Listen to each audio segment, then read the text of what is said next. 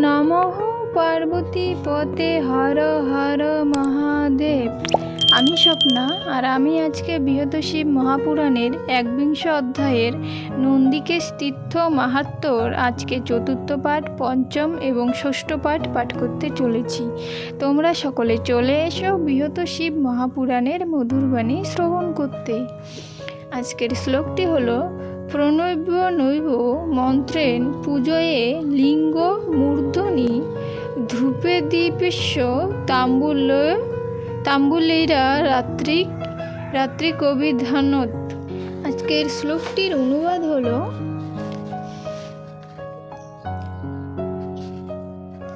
পূর্বেতে যেমন মোরা কর্ম করিয়াছি, এক্ষণে তেমন ফল ভোগ করিতেছি।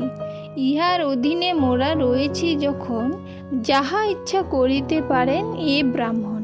সকলেই করে কর্ম হাসিতে হাসিতে, ভোগের সময় কিন্তু হইবে কাঁদিতে। সুখ দুঃখ দুই হয় সে কর্ম হইতে, তাই কর্ম মূলাধার জানিবে চিতে। এ সংসারে তুমি আমি আর জীব যত, কর্মের অধীন সবে জানিবে নিশ্চিত।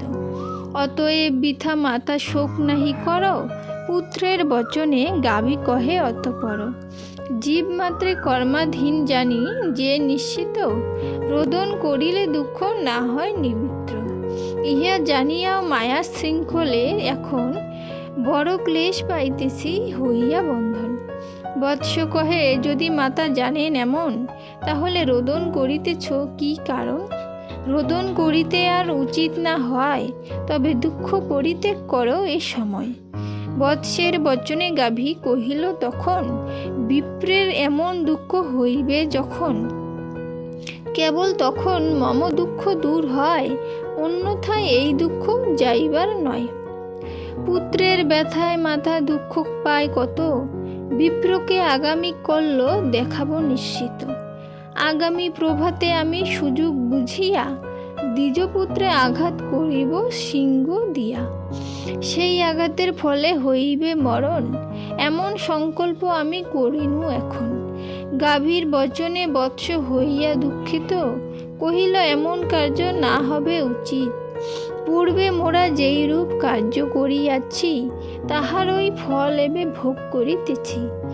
তদুপরি ব্রহ্মা হত্যা করিলে এখন, কিবা তার ফল হবে না যায় বর্ণন।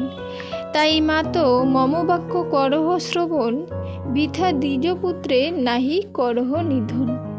হে জননী, শুভ কর্মে স্বর্গলাভ হয়, আর মন্দ কর্মাদিতে পতন নিশ্চয়। কর্মক্ষয়ে মুক্তি হয় হয়ে অবগত, এমন অন্যায় কর্ম না করা উচিত। আমি বা পুত্র হইলাম কোথা হতে, আর তুমি বা মাতা হইলে কি মতে? মাতা বা পিতাই কোথা কোথা বন্ধুজন, কোথা স্বামী কোথা পত্নী পুত্র কন্যাগণ। কেহই কাহার নয় জানিবে অন্তরে, নিজ নিজ কর্মফল সবে ভোগ করে। ইহা জানি দুঃখ ত্যাগ করাই উচিত, সদাই মঙ্গল চিন্তা করিবে নিশ্চিত। পুত্রের বচনে মাতা কহে পুনরায়, আমি ইহা অবগত রহিছি সদায়।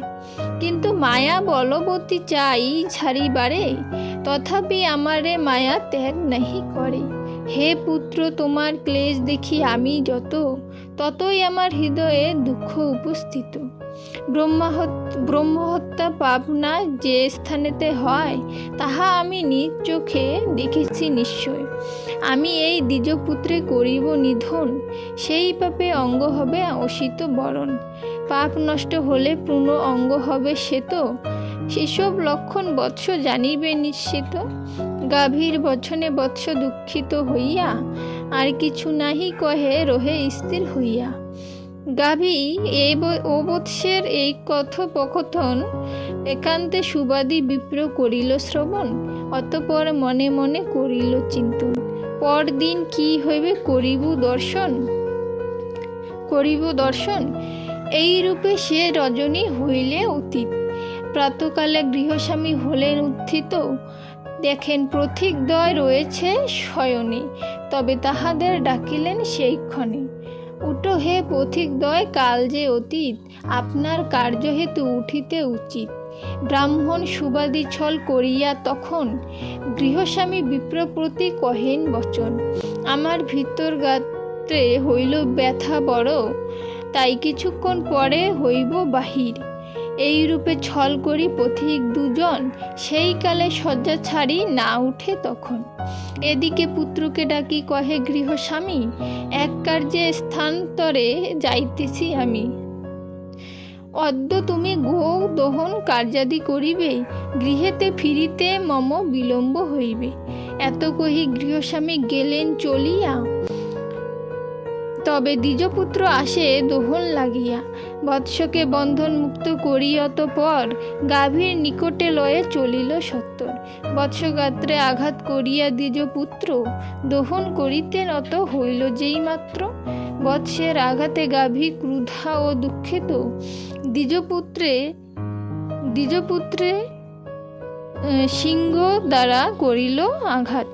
গাভী সিংহ প্রবেশিল তাহার উদরে, মাটিতে পড়িয়া তবে ছটফট করে।